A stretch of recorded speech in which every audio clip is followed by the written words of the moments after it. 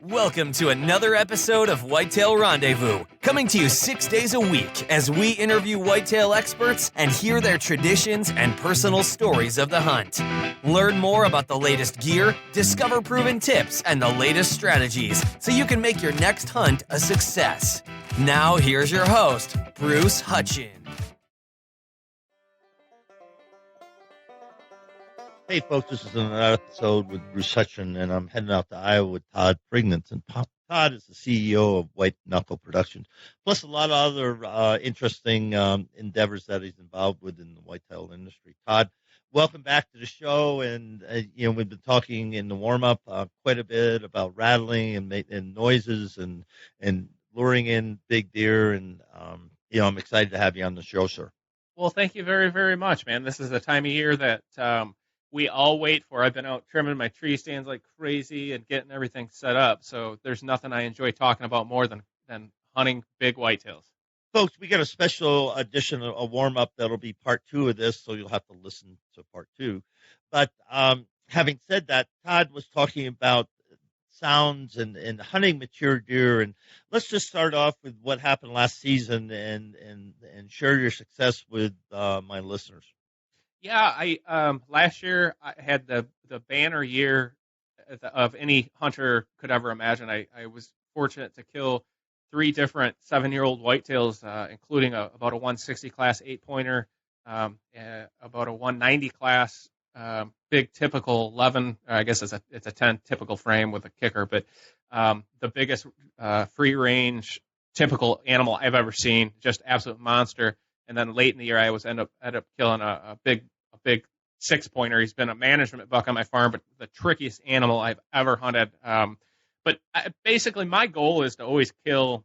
I say the deer that nobody else can kill around me. I've probably got 20 bow hunters within a mile of my place here. And these big deer, when they get 5, 6, 7 years old, that's when I want to hunt them. And I've been very successful with it. In the last 5 years, I've killed 9 animals that average 7 years of age. And I'm doing this in a neighborhood that guys would kill these deer at 3, 4 years old if they had an opportunity. And I find dead ones every year that get wounded, whatever, from different neighbors and different hunters in the neighborhood. That in order for these animals to reach that age, they just become, and they are different deer. And so if you expect to use your standard tactics that, you haven't necessarily worked on these big mature deer the way you call, and you expect something to just magically change and, he's going to be, I'm going to get lucky, you're just not going to be consistent with that luck. I mean, you might get lucky once in a while, but to consistently kill these big ghost bucks, you just have to hunt them differently, and you have to think about them in a whole different light than you do normal animals. So let's just break it down, on the 3 hunts, and let's share with the listeners your techniques and how you close the deal. Well, I always focus on kind of 2 different things. One, the buck bedding areas where my bucks are going to be, and usually during the rut, that revolves around where the does are. So I use a variety of different food plots, and there's been so many different podcasts about food plots. I'm not going to get into it in depth. There's so many different opinions in this, but what I found is I like to have my grains, so some corn and some standing beans in all my different areas, I guess, so to speak. And then I like to focus the deer on one particular kill plot, and focus the does primarily, honestly, because that's where the bucks are going to be, or that's what the bucks are hunting, so to speak. So, I mean, on average, I probably have like 1 kill plot per maybe 20, 30 acres, and I focus all of my hunting around that one single kill plot, and it can be anywhere between a third of an acre up to an acre. But I came to the conclusion many years ago here on my farm, if deer have too many options, it becomes very difficult to pin them down, so to speak. So instead of having 4 or 5 kill plots that a buck could potentially show up on, I want to focus on one. And I'll just be very patient and wait till the time is right, till late October, going into November, before I even start hunting those. And I think that's where most guys screw up, is they just hunt too much, too early, before these big ones are on their feet. And by the time things get good, the bucks already have their number, and they're just going to avoid those areas based on, the ground scent they've been smelling, the different calling they've been hearing, things like that.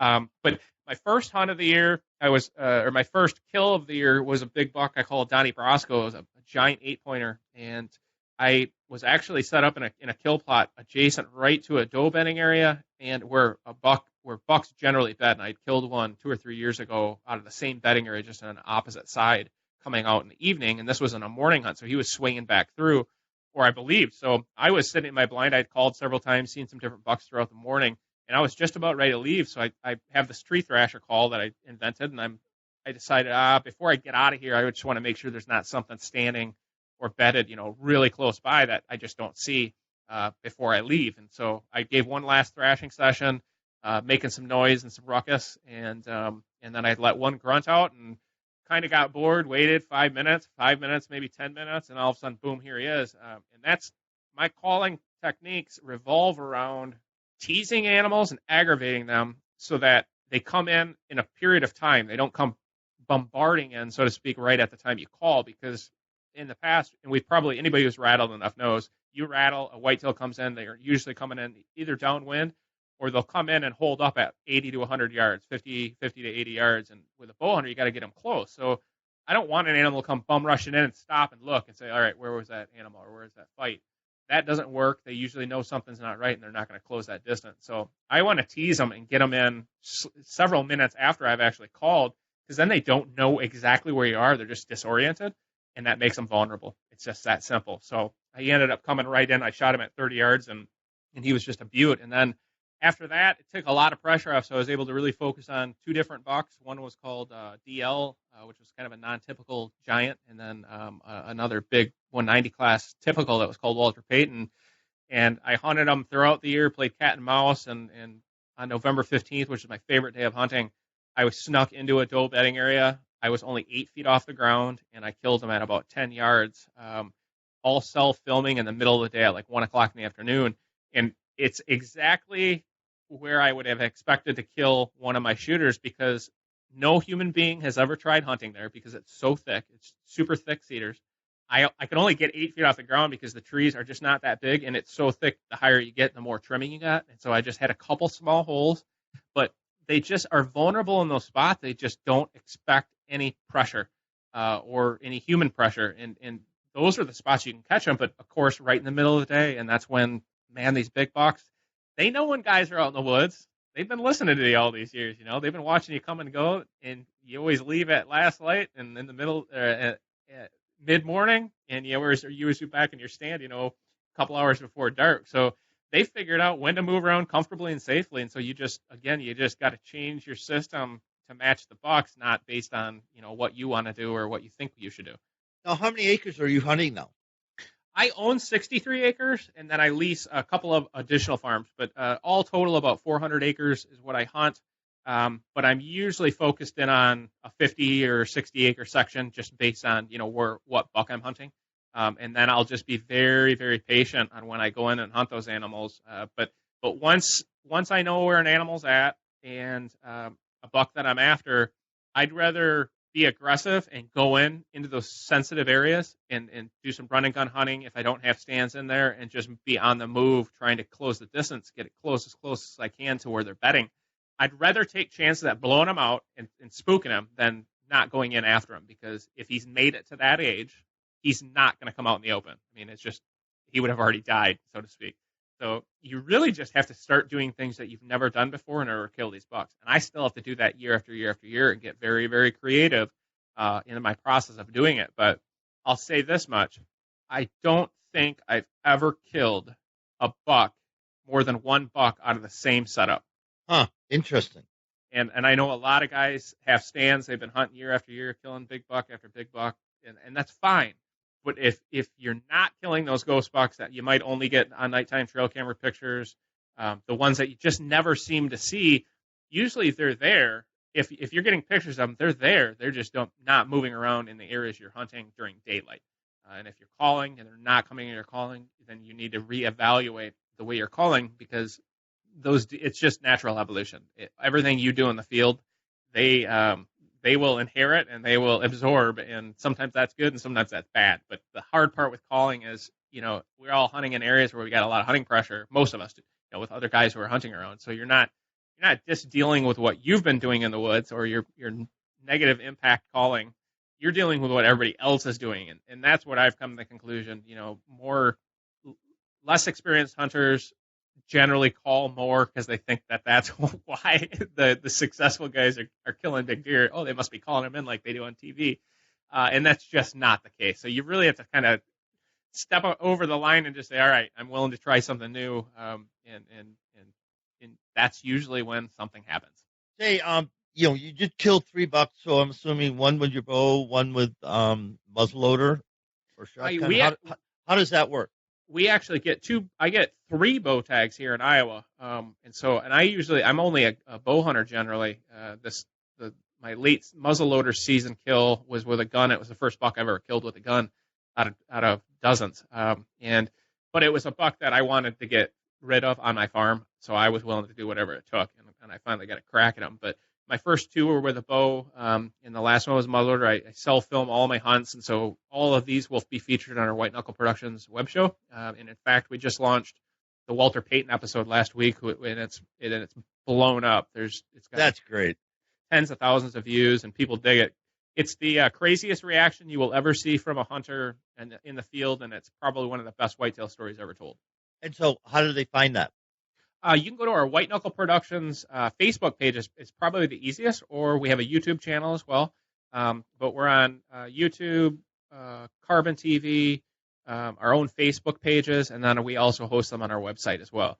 But we have some of the best whitetail stories around because it's I have the history with these deer. That was a buck I've known for 5 years now, and passed him as a 3-year-old on video, and several years later, I found one of his sheds last year, and when he was a Boone and Crockett caliber 175 plus inch 10-pointer, and then this year about 190 class he showed up, and the whole storyline tells you the exact story of how it happened, all the pictures I got, and what I did in order to get him. But it's still a miracle, and he is just absolutely monstrous. And that's a great segue to White Knuckle Production.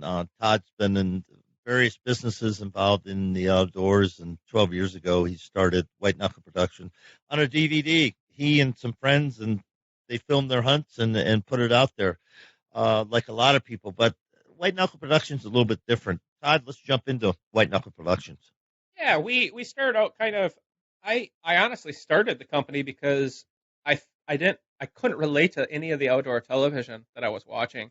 I don't know, it just wasn't me. I couldn't relate to it. None of my friends could, and we were all really super serious whitetail hunters, like crazy. And it just felt like, it was just way too much of it. Everybody's trying to sell something, and it's just very infomercial-like, and a lot of outfitted hunts and stuff like that.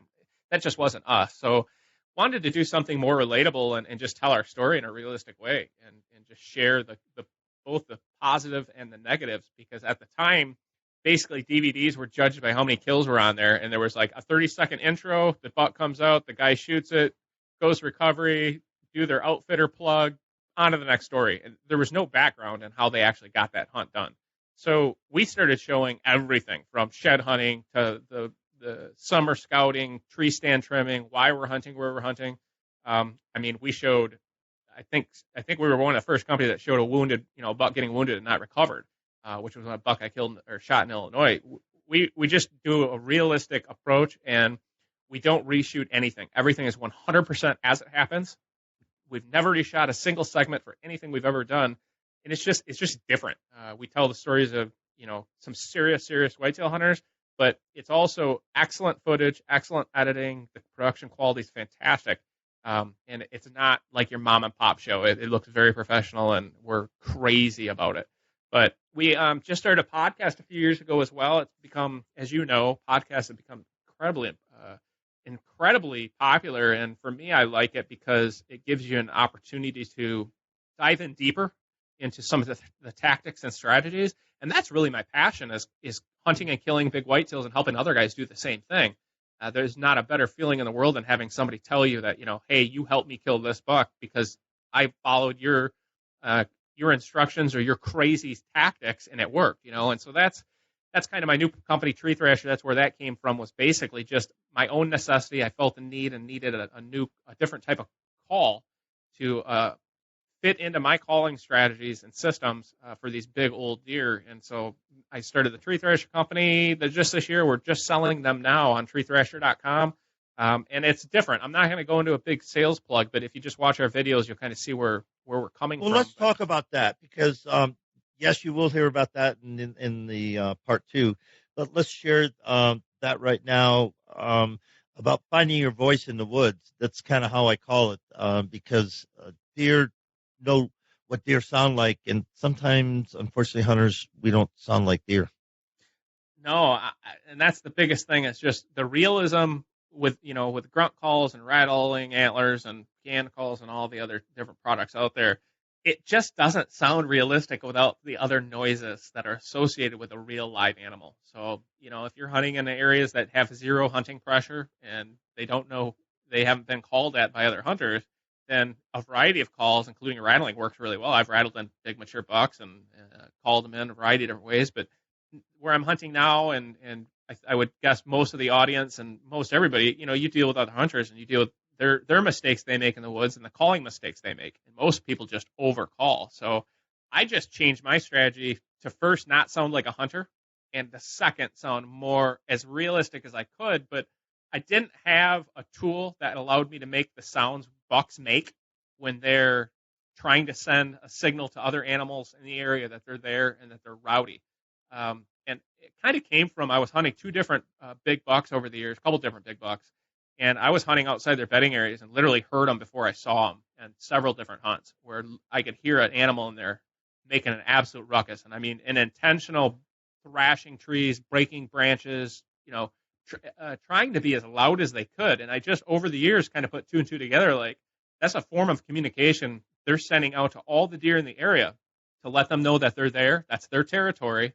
And that if any other bucks are in the area, they better watch out. But the crazy thing, what I found out by observing these bucks making this noise, it attracted all deer. It attracted does, fawns, little bucks, big bucks, whatever. When an animal hears that audible, that loud ruckus, it's an intentional noise they're putting out there, which lets all the other animals know, hey, it's safe over here. Because the deer's not going to make an intentional noise if it's not feeling 100% safe. So it basically just creates kind of a security blanket, and it makes it just turns into a magnet. Deer want to be around that. So I just tried to figure out how could I duplicate that in my own calling methods. And so I used to pull tree branches up in the tree and break branches while I was calling. But I stopped rattling, only used 1 grunt every 20 to 30 minutes, and just found that less is more in calling. And when it comes to calling these big bucks, you can't call like other hunters. So that eliminates 90% of your calling technique right now. So with a grunt call, you're pretty restricted, especially if you're in the timber and it's really quiet and there's absolutely no noise in the timber, and you can hear a mouse walk across the leaves. If you're up there grunting and rattling and there's no other noises, any animal that's within hearing distance knows you're a hunter. You just told them where you're at. Basically, you might as well bring a megaphone up and yell, at the top of your lungs or sing the national anthem or something. That's basically how you're communicating with those animals. So I just started calling uniquely, and along with my grunt, now I use my tree thrasher, and I can just make the simple sound. That's just of an animal walking, but a couple branch breaks. It makes a branch break noise, leaf noises, and you can mix it up and rub the tool itself on the tree to create the sound of rubbing and do all those sounds together. And I like to do little sessions, like 20, 30-second sessions, imitating a buck making a scrape or thrashing a tree. And I'll either lead that thrashing session with a single grunt or I'll follow it with a single grunt. Approximately 30 seconds to a minute after my thrashing sessions or before. I don't want to do too much in a short period of time because that's unnatural. Like if you imagine or look at the way bucks make scrapes or rub trees or thrash trees, they usually don't feel comfortable making a loud noise for more than about 10 to 15 seconds. Then they take a pause, they stop, they rotate their ears, they listen for other animals, they look with their eyes. Then they feel comfortable, okay, everything's safe, I haven't been snuck up on. Then they'll go back to making noise. So in your own calling methods, you have to duplicate that. Try to mimic, the reality. And so that's what I do in all my calling with my thrashing sessions is I'll make the rubbing sound for 5 to 10 seconds and stop, pause, wait. Then I'll make some leaf noise and maybe a branch break and stop, wait. That is realistic. If you go bananas and use the thing for 2 straight minutes, it's just not realistic. That's not what deer do. So stop imitating the hunters you've been watching on television and start imitating the real animals. And it might not be as fancy, and you might not get to do as often, but I like to kill big bucks, and I like to see big bucks. So I'm going to do everything I can to create a situation that I can kill one of those big deer. I'm not going out there to call. I'm going out there to kill. Interesting. And, we talked about earlier about, finding your own voice, hunting in Colorado. Everybody, just does what they hear on DVDs or TV. And we've educated the elk in our basins because you only can hunt so much territory. I don't care if you hike 10 miles a day for 5 days, it's 50 miles. You only can hit so many basins. And the elk you work are in those basins. And it's just, come to me that, I bugle only as a locator bugle 3 or 4 o'clock in the morning. And all the rest is mews and estrus calls and stuff like that. But you have spent so much time in the woods, and this is what shocked me. You've only heard one big buck fight, one dominant buck fight. Tell me about that. Yeah. I think it was 7 or 8 years ago. My cameraman and I we were hunting in a spot I call the Sanctuary, and it's 20 acres of absolute whitetail glory, man. It is awesome. And at the time, I didn't know really how to hunt it. I was going right in the middle of this thing and spooking a lot of animals just with wind and things. But we were sitting in the middle of the Sanctuary, and we watched a beautiful 3-year-old come in bed by us, about 60 yards or something. 3 or 4-year-old buck. I called the tuna fish buck. And so we were having just a beautiful morning, and all of a sudden, just a ruckus broke out adjacent to us in the thick timber. I couldn't see it, but I thought my neighbor was driving an ATV or a truck through the woods, because all I heard was just thrashing, slamming trees, the sounds of hoofs pounding on the earth and breaking branches, and occasionally you could hear just a click of antlers. And I looked at my cameraman, I'm like, dude, those are 2 bucks fighting. And at the same time I figured out what was going on, the tuna fish buck jumps up out of his bed. He goes running in that direction. We got all that on video. It's beautiful.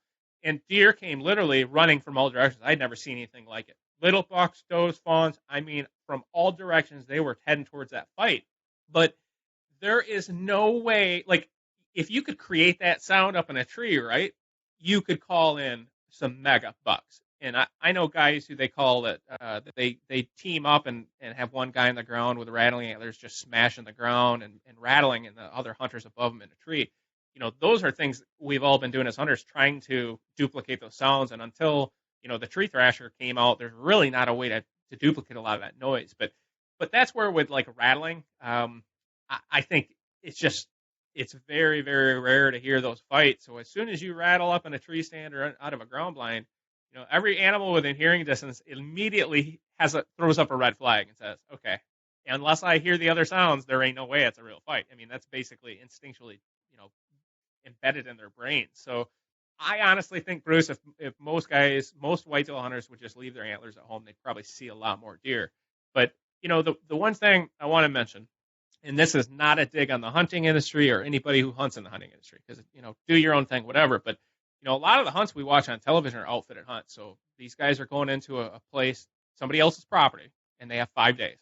So in those 5 days, they're going to be as aggressive as they want and as they can. So they're doing a lot of calling because they're trying to produce a television show. They also don't have to deal with the repercussions of their calling and their education on that property, most likely ever again. So they're there for 5 days. Once they leave, they don't care. I'm hunting the same property year after year after year, so I don't want to educate the deer this year that's going to hurt me next year. And I think probably most guys are in the same boat that I am. They're hunting the same farms or whatever. So you have to be extra careful not to educate those animals this year, going into next year. And it's so easy, you got your rattling antlers, you're at the end of a morning set, and it's beautiful November, there's got to be a buck around here. And man, it's just something instinctually. I think it's in guys specifically. There is nothing like banging antlers together. It's fun. It's a good time. It feels right, and there's nothing like when you're bored, cold out of your mind, and you're you want to make things happen. So you start banging antlers together, and you just don't call those old mature bucks in. And so you got to look at it from the standpoint as it's not that you don't have anything to lose. It's that you're just going to educate the deer for next year, especially if you're going to be hunting the same area in the same stands. Those deer, they hear that repeated over and over again, year after year after year, and slowly but surely, they will literally just change their patterns around your spots. And boy, I tell you, most guys, if they would just quit rattling, quit bringing their antlers in the tree, they'd probably start seeing some of those big mature deer that they have that they might only get nighttime pictures of. And that's the same case on my farm. That big 190 I killed, he died. I hunted him for 3 years, and I never got a single daylight picture during hunting season ever in 3 years. And I have 20 cameras out. I knew exactly where he lived, and he lived there and survived there for a reason. And that's, you just got to consider, what it takes for those, the ghost buck in your area, the bucks that nobody seems to be able to kill. Consider how many times they've heard you call, your neighbors call, how many times they've been called at and been able to pop a guy up in a tree, or be able to visually see a guy in a tree and associate that noise to a hunter. It's been ingrained in them. So if they've made it to those ripe age of 5 years old, 6 years old, and depending on your area, that might be a 3-year-old. That ghost buck might be a 3-year-old or a 2-year-old buck. It doesn't matter, but they are educated. They know what's going on. So you got to start looking at your calling from a different perspective. That brings me up to, how many times do you sit a set? It depends. Generally, you mentioned it earlier, the first time in is just deadly, and I agree with that 100%. I've tried to create a situation where on my farm, I have about 30 hang-ons set before the season and probably about 6 to 8 ground blinds. And I like to bounce around to where I'm hunting I can recreate that first time in experience every single hunt. But I do hunt stands more than once. A lot of times I'll go into my evening sets. I'll get everything set up, hunt that evening, go in an afternoon or whatever, and leave everything in the tree, including my bow, unless it's going to rain or unless it's really, really cold, super freezing cold where it freezes. But I'll leave everything in the tree that doesn't smell, come out of the tree, and then in the morning when I go up, I can just sneak into that set and get first light crack without making a lot of noise, without setting up. Because I got to set up. I bring 2 Ozonics, a camera arm, a secondary camera, my bow. By the time it's all said and done, I look like a galdang, like I'm going to an arts and crafts festival, I'll tell you that much. I got crap up in the tree hanging from everything you can imagine. So once I'm set up in that spot, I want to be able to sneak in the next morning and hunt. But most of the time, I'll plan 2 hunts. Like if you have let's just say a really good food plot set or a really good bedding area set, I'll plan on getting 2 good hunts out of each set per year. One usually in late October, early November, and then one mid-November. But I like to hunt them about a week or 2 apart. But honestly, now I'm hunting individual animals. So like if I'm after one buck, that dictates where I hunt. And most of the time, I'm usually just hunting secondary properties just so I don't put too much pressure on. And so I'm hunting spots that are just, just to be out there, see what kind of footage we can get, that kind of stuff. But when I'm hunting one individual deer, everything goes out the window based on what I'm seeing for intel. And, I have all these stands set. Guys think I'm freaking nuts, and sometimes I do as well when I have to trim them all. But, I'll get on a buck, and, man, I'll be out running and gunning and hanging stands every single hunt until I am on that deer, kill him, or blow him out of the area. And usually I'll either kill him or blow him out of the area. But I get very aggressive when I need to be, but otherwise I'm very conservative and always try to let them come to me. But if that doesn't work, then you have to go to them. So how many hitless bucks do you have, that you're targeting this year? Because, folks, we're way past, deer hunting 101. We're past our master's degree, actually, because once you zero in on one buck and make that your buck, he knows, 1, you're there. 2, he knows who you are. 3, he knows where you're setting up. Everything's in his favor, really. How do you beat that? Oh, by just a lot of it's access. That word's thrown around a lot, but boy, I'll tell you what I've really learned. What I've really become much more.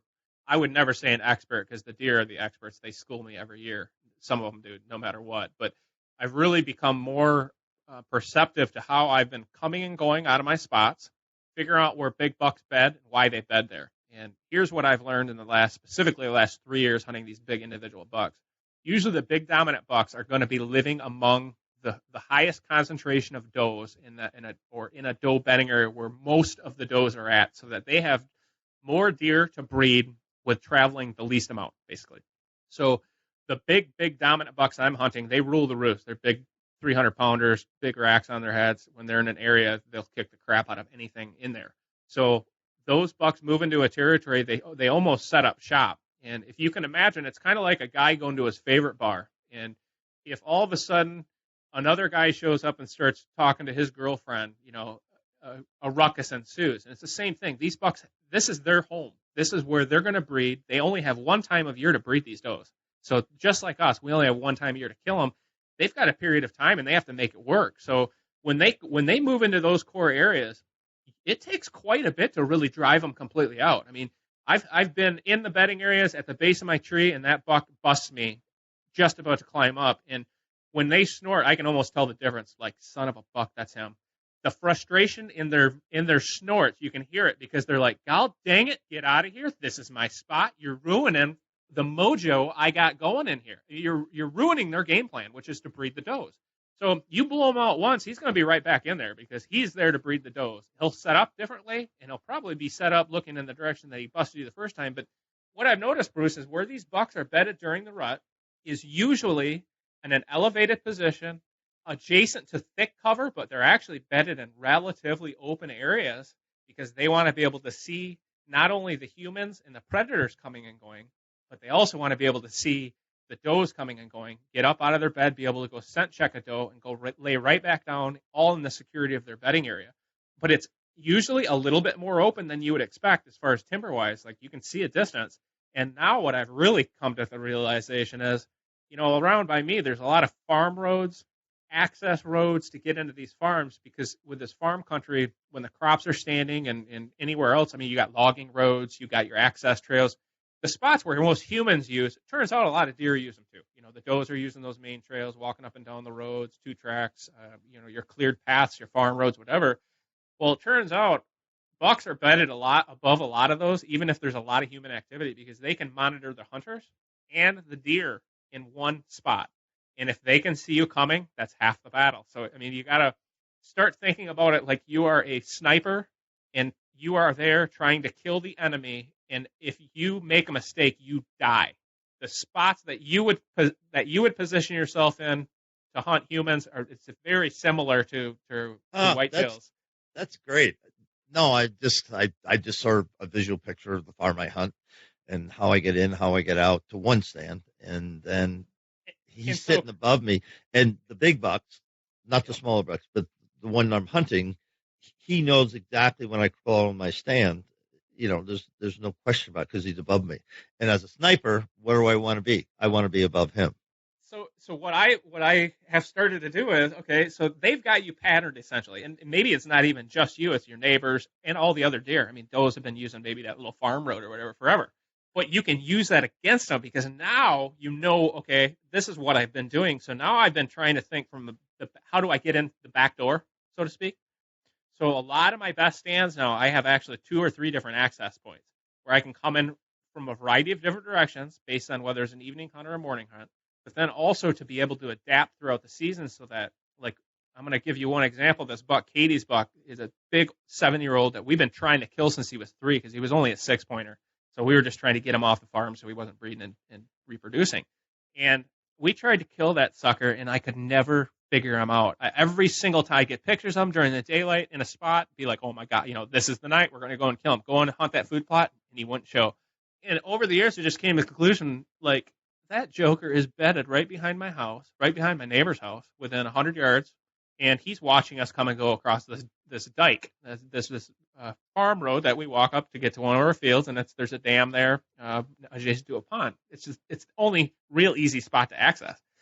So what I started doing I'm right in my backyard hunting these plots. I got beautiful trails. I will just literally go into the stand in a different way and try to eliminate his possibility of even visually being able to see me coming into that stand.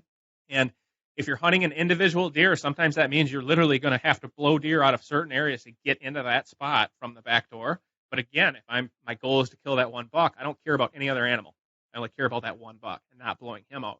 But access is absolutely critical. And what I found is just change the way you go into your stands each and every time if you can, even just a little bit. And that's what bucks do. Big mature bucks don't take the same trail every time. If they come out into a field, they take a different path every night.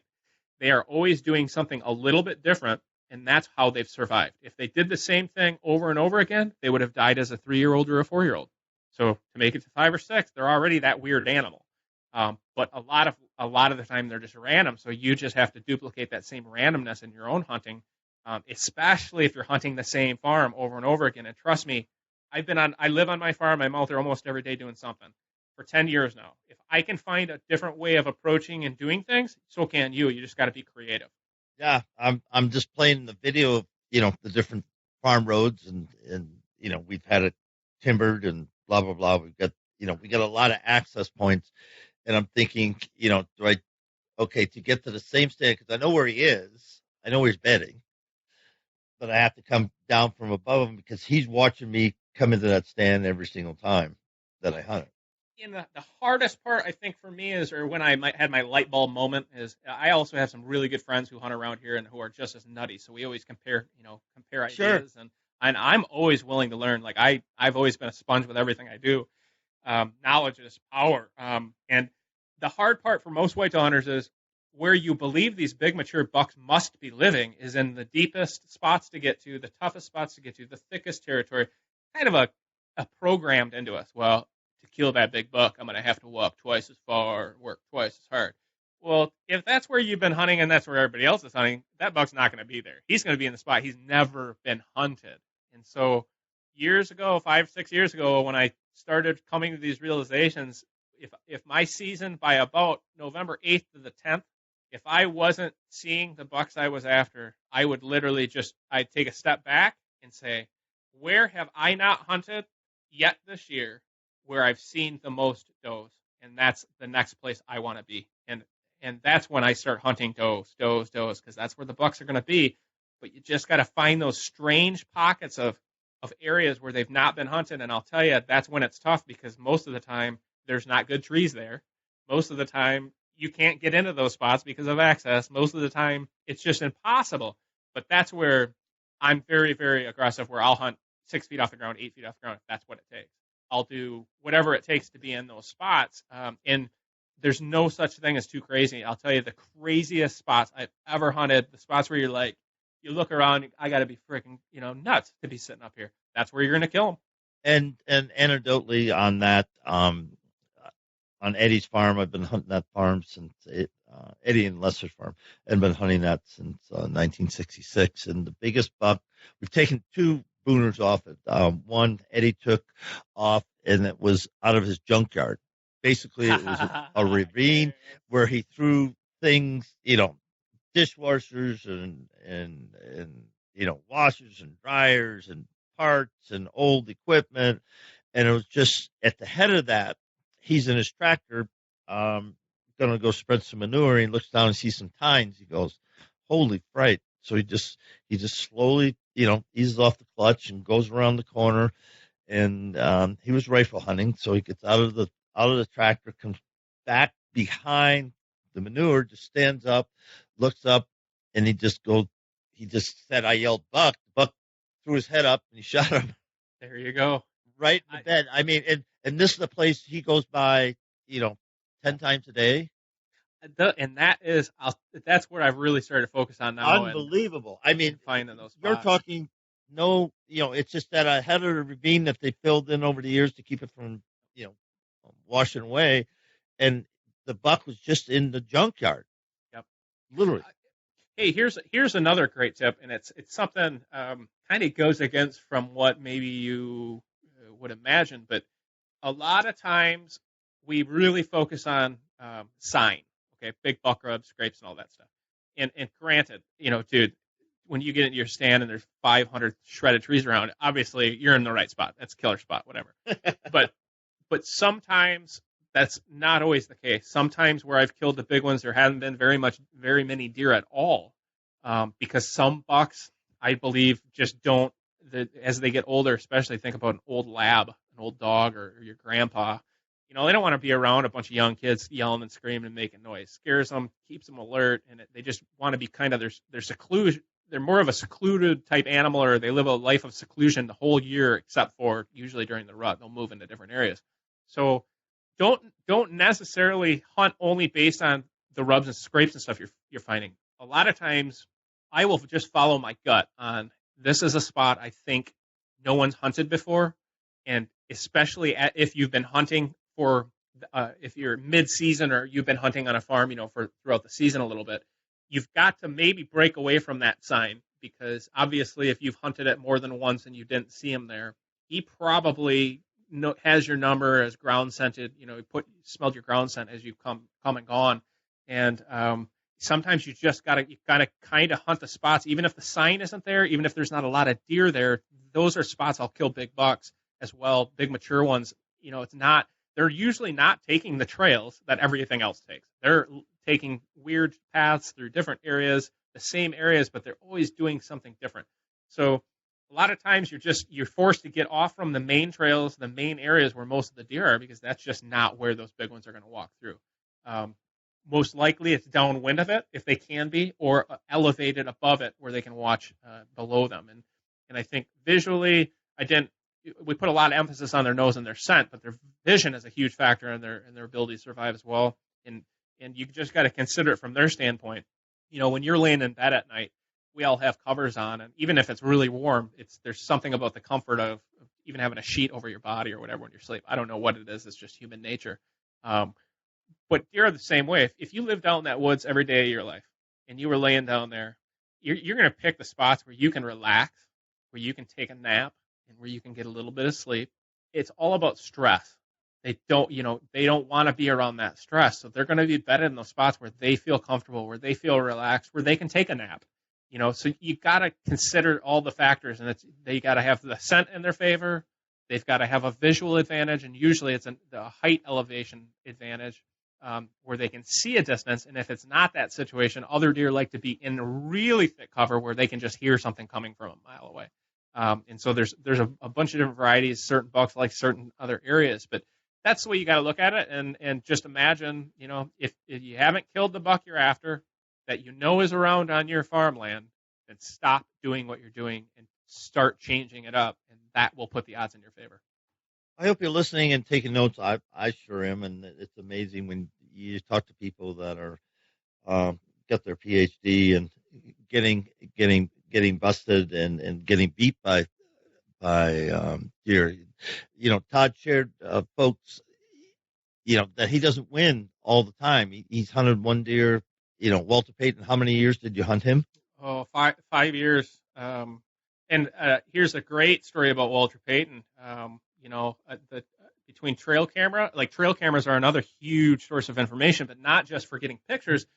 You learn a lot about an animal through their travel patterns, what direction they're coming from, what direction they're going to, what time of day it is, et cetera, et cetera.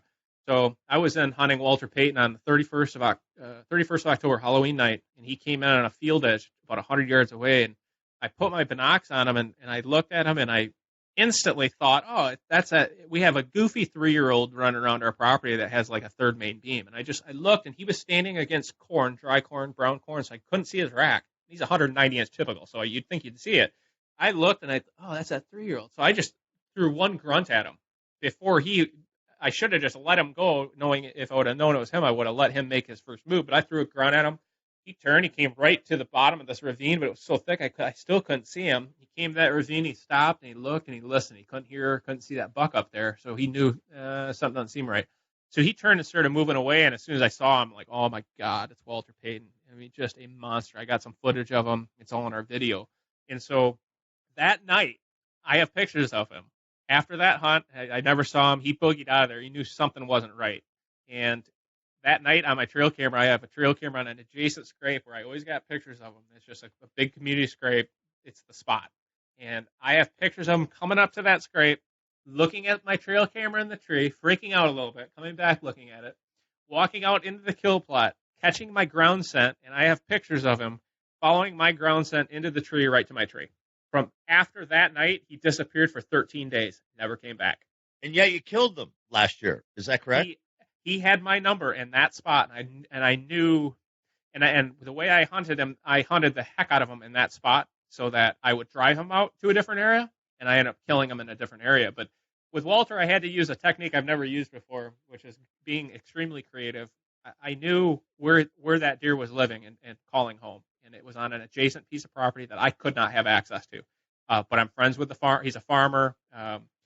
Friends with him. He has other guys who hunt. But I knew where that buck was, and I had gotten to the point where I knew I had to do something, otherwise I wasn't going to kill him. So I called up the landowner and said, "Hey, I was wondering if there's any way you might let me go in and hunt this buck. I'm hunting a giant, the biggest buck I've ever seen, and I know where he's living, right on your farm, and I just want to hunt one small area. And there's some other guys who hunt right in that same area, but I know how they have to come in to access the farm." So he said, not right now or whatever. And so as soon as I kind of realized, like, all right, I'm not going to be able to hunt there, I knew I needed to let somebody else do the work for me and drive that deer out of that spot. So I told him, I said, well, he's living right next to this creek, right down the creek. I described exactly where it is. It's very easy to describe to him. And I knew where there was a couple ladder stands that these guys who hunt them, and he has a farmhand that hunts and a couple friends. But they're the traditional hunters. They hunt out of ladder stands, same ladder stands year after year. And they had a couple of good ones in the right area, but they couldn't access it except from one direction, from the top of this guy's farm. And in order to get to those stands, they're going to blow everything out. And I knew most generally those guys were probably going to be in there calling and making a ruckus. So I told that guy exactly where that big buck was, and I told him it was the biggest buck I'd seen in years. 3 days later, I killed that buck in an adjacent bedding area, and I'm willing to bet he went and told his guys who were hunting there, and that's what I planned on him doing. And they went in there, and they blew that deer out of there, and I was able to kill him 500 yards away. Folks, I really hope you're listening to what Todd does. He's thinking. He's not just hunting. He's thinking, saying, okay, what's my strategy? What are all the connecting points and all the things that enter into it? And I've got a friend, Jeff Hemmers. He has 40 acres just outside of La Crosse, Wisconsin, on the Mississippi River, Trempealeau County. And he and his daughter hunt 3 days a year and kill mature deer in those 3 days. Yeah, I know Jeff and Katie. Jeff's a killer. He's unbelievable. And yeah, Katie is too. They figured it out. They figured it out, and they're surrounded by people that know there's big bucks there. One, they can't hunt them, and he just lets them push everything off their land, and his becomes a sanctuary because he's in and out. He's a ghost himself, I believe. It's exactly right, and that's where when I'm doing seminar, whether I'm doing a seminar or anything like that, when I'm talking about these goals are. Is your goal to kill one of these big bucks, or is your goal to spend 2 straight weeks out hunting? Because if you're hunting a small piece of property, those two things don't coincide for you to be able to kill that buck. Unless you just want to be in the woods hunting. Exactly. And which is fine. Absolutely. But that's the hard thing to kind of come to terms with is, here on my own farm, my 63 acres, just like Jeff, I only hunt it maybe 6 to 8 times the entire hunting season for 3 months. And it's right in my backyard. I look at it every day. But that's the discipline you've got to have. And if you want to be out in the woods hunting every day, just hunt more ground and find other areas where you can go put pressure on and really bust your chops. Learn from your process of how you're setting your stands, running and gunning. Do it in areas that aren't critical. And then save your best hunts, your best kill days for those farms where the deer are and they just haven't been touched. But that's the other thing, in the job that I have and killing all these big bucks and putting that out there, all my neighbors, they kind of catch on at some point. And my philosophy is the same way. Let them guys pound the crap out of their farm too early because they're afraid I'm going to kill those bucks, and they do all the work for me. They drive those deer into those sanctuaries that I have not hunted. So when the first time I go in there, they're stacked in like cordwood. Interesting. What are your best dates coming up for 2018? I don't base much on, weather is a very critical thing, but to me, October 31st and November 15th are my 2 favorite days. And I'm going to tell you why. October 31st has been consistently about the first time, and not always, sometimes it can be earlier, like the 28th, 29th, 30th, but the 31st consistently has been a day where the big mature bucks will be on their feet for one of the first times of the year looking for hot does, because right around the 31st is when the first does will come into heat. And quite honestly, these big mature bucks, they've been around the block long enough where they don't waste their time chasing deer that aren't ready. So they just wait till the time's right, just like you have to hunt them. October 31st is a vulnerable time for a buck because they want to find that first doe in their area. So that's when they're most killable. Last year, boom, Walter Pate, when I saw him on the 31st. And I went in on a whim without any intel. My gut just told me that's my best opportunity. It's going to be tonight. I didn't check trail cameras. I just followed my gut, my experience, knowing where they're going to want to be based on previous years. And the 15th of November is my second favorite day, probably my first of all, period. I would take November 15th over any other day of the year because generally speaking, most does come into heat the first week of November through about the 10th or 11th, give or take 12th. That's when most bucks will breed their core area does, meaning the spots where they call home, where they hang out, all the does that are in there, they're going to hang out in that area for a week or so. So the first week in November is the worst time to hunt a single big mature buck, in my opinion. Now, I've killed them on every day of November, but generally they're hooked up with a hot doe during that whole first week, and multiple does. So they'll go from doe to doe to doe without having to go anywhere because they're all, in that bedding area where they're calling home for that time period. Around the 15th of November is when I start to see the big bucks start leaving those small core areas and start bouncing around and going from doe bedding area to doe bedding area to doe bedding area. And they go from point A to point B, the easiest, quickest, and fastest route to get to those spots. And it's whatever they feel most confident. And a lot of times it's midday movement. But that November 15th is just so special because bucks have been having, excuse my French, they've been having sex for the last week or two. They're horned up, they're tired, they're absolutely out of their minds and more vulnerable than they will be at any other point of the year. And you combine that with a kill plot, a green plot, where they're starving at this point because they've been doing nothing but humping and chasing for a week or two. You put all those things together, and November 15th can just be gold, absolutely gold, because you're catching them where they're just moving more than they normally do throughout the entire year, and they're more vulnerable when they're out of their core areas because they don't know every specific tree, every hunting pattern in that area. They're going to new territories, and so that's when they're vulnerable. You just got to be in those doe bed areas around that time, and that's when I do most of my best hunts is in that time period. And you think about it, Bruce, by then most guys are out of vacation or tagged out, so of course that's when the big ones are going to move, right? And so that's what you got to be patient with your tags. If you want to kill those big ones, you got to be willing to eat those tags in order to get there. And man, over the years, I've probably eaten dozens and dozens of Iowa tags. I mean, I usually only kill one buck a year, most generally. Sometimes I've had luck where I've killed two, and last year I killed three, which is uncommon. But, my ability to kill these big bucks first starts with my ability to pass really nice young deer. But for me, I film it all, so I actually get to kill them with my camera. And so to me, it makes it more fun because I don't have to kill that deer as a 3 or 4 year old. When I've got other bigger, more mature deer running around, but I can film them and have that encounter with them. And to me, that's just as much fun as killing them. All right, maybe not as much, but it's exciting as heck, and it's so fun to be able to document. Hey, before we wrap up, what's one big thing you know today that you wish you knew 5 to 10 years ago that would have made you a better deer hunter? I think in general, the number one factor is you've got to hunt where these big bucks live if you're going to kill them. I hunted in Michigan for 16 years and killed the biggest buck ever, was about a 130 class, 125 type 4-year-old. A beautiful 8-pointer. It's one of my most treasured trophies because it was one of the biggest deer I'd ever seen in Michigan. But just to give you an example, I hunted up there for 16 years where I only killed a couple rack bucks in all that time, but passed, I think the last season I hunted in Michigan, I passed 46 bucks from October 1st to November 15th. All dinks, 1-year-olds and 2-year-olds. But, that's what was around. I passed a lot of deer, and my buddy invited me to Illinois in 2003 to go hunt a farm it was just a random thing. He met a guy fishing on a river in Michigan, and they ended up exchanging numbers. And so we went down to Effingham, Illinois on a hunt and started hunting this farm. It wasn't that good.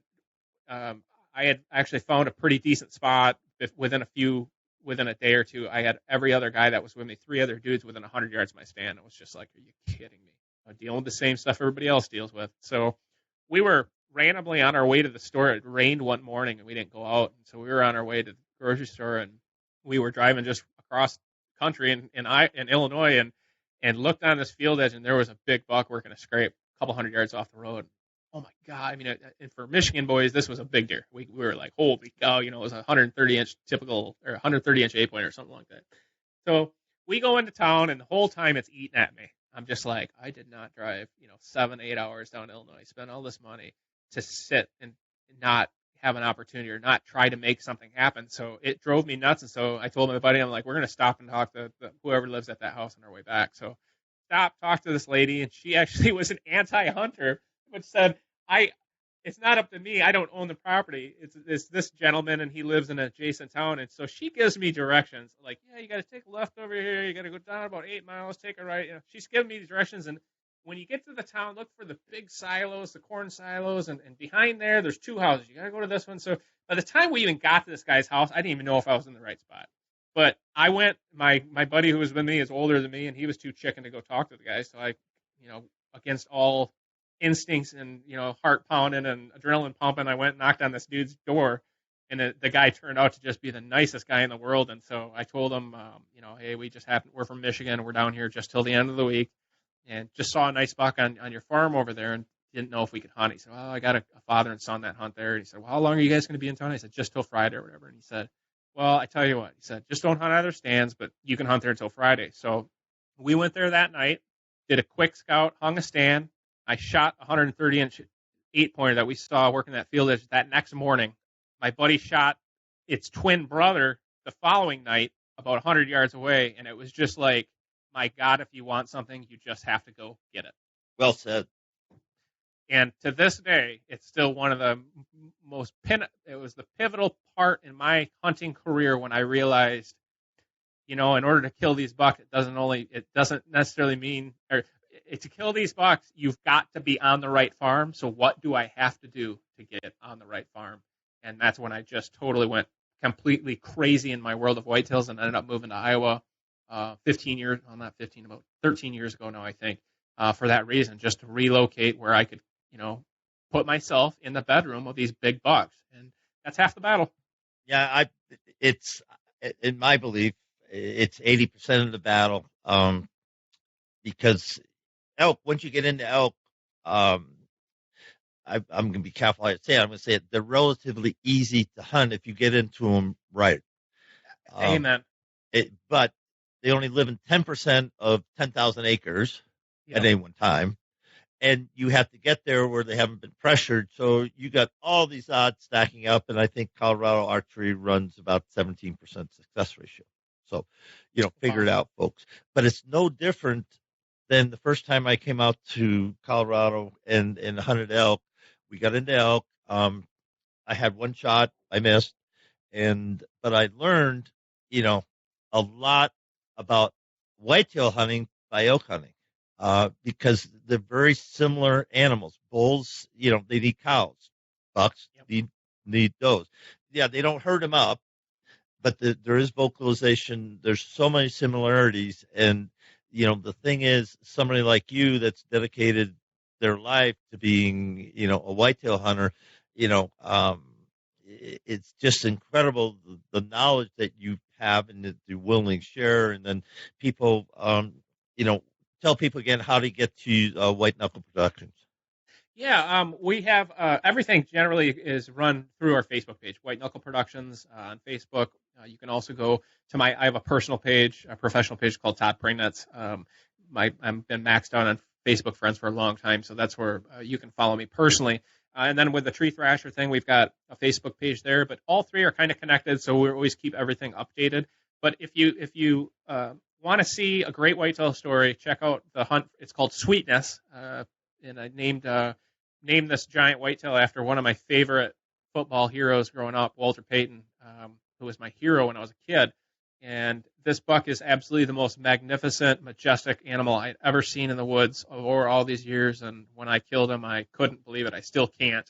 And I will just say this much: if you think you've seen somebody freak out before, you've seen nothing until you see me recover this deer, because it was absolutely a miracle that it all happened. And I was so fortunate to be able to capture it on video, to be able to share it. But I've got such a great editor named Kyle Reindeers that lives in Michigan still, and he did the editing. editing for our video, and it's gotten quite a bit of attention, and quite a few people are saying it's the best whitetail story they've ever watched. And I would have to agree. I've watched a bunch of them, and it has everything, but just a lot of time and energy and a lot of sacrifices over the years. You don't, get on these big deer and kill them year after year after year unless you put in the off-season time. And that's where I'm fortunate to live where I hunt, but I literally had to make that happen. I had to literally move from Michigan, leave everything behind, and go after it. But I didn't know anything else. That's just the way I'm wired, and I just don't regret anything at all over the years. But I would say, got to keep moving forward, even if you're moving the wrong direction. If you're not moving, you're not going to change, and you're not going to learn. So learn to adapt. Never think you have the number of a big buck, because I've been schooled so many times. That's what keeps me coming back. Well said, Todd Pringnitz with White Knuckle Productions. Thank you so much for being a return guest in Whitetail Rendezvous. And I can't wait to catch up. I hope we don't have to wait a year and a half, and I'd like to have, invite you to be on and sometime next winter and tell us about 2018, hunts. And Absolutely. It's just a joy to listen to you, and hopefully one of these days I can be a guest on White Knuckles podcast. Yeah, absolutely. We, I apologize pretty much to the world, including my family and everything else, but the last 6 months particularly have been, last 2 years really, but the last 6 months getting Tree Thrasher ready has been absolutely nonstop. So I've been overwhelmed with work for so long. I was a guest on our own podcast last night, Bruce, for the first time in probably like 5 months. My goodness. Yeah, don't feel bad, but no, we just re-recorded one last night and a couple last week, because I finally have pulled my head out of the cloud, so to speak, got Tree Thrasher in production and rocking and rolling. But it takes a lot of effort and time to get this new product stuff out on the market, and now we're working on all the videos and media and stuff. But yeah, it's a lot of fun. I'm very lucky to be able to do what I do, and I'd love to share more with you, Bruce. I appreciate you letting me come on. Thank you.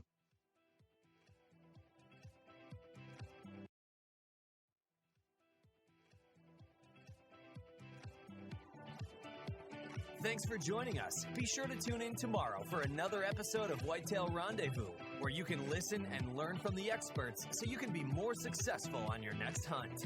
Until next time, listen, learn,